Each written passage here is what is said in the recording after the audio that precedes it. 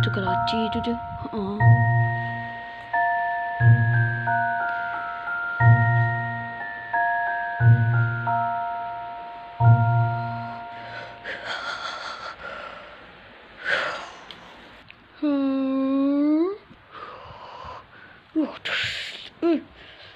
Bagi tahu aku, mana ini John?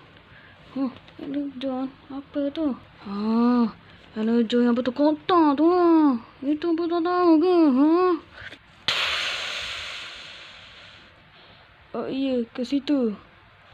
Oh, ada ke situ. Baiklah, terima kasih. Kita pergi ke tempat tu. Okey.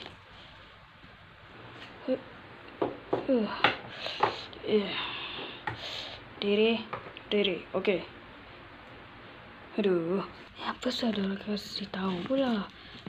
Iya. Wah, ada 2 je. Ya, memang 2 je. Tak apalah, 2 dah cukup. Aku akan hancur babi. Hei kau. Hiap. Siapa tu? Entah, sekejap. Aku ambil senjata.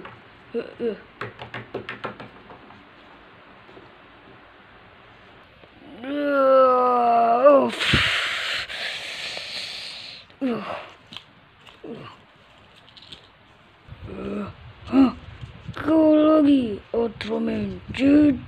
Ya, ini aku, Ultraman Jet. Aku nak balas dendam sebab kau dah patahkan tangan saya musuh saya. Kau ingat kau yang paling kuat? Aku yang paling kuat di dunia ni. Dah budak-budak tu dah lepaskan saya dari penjara kau.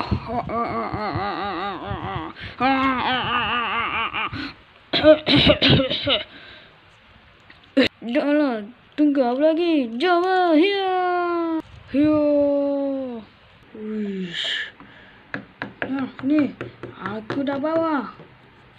Oh, okey, bagus. Kita tengok peterangan tu dulu. Itu Ultraman Jet ke? Macam mana kau tahu?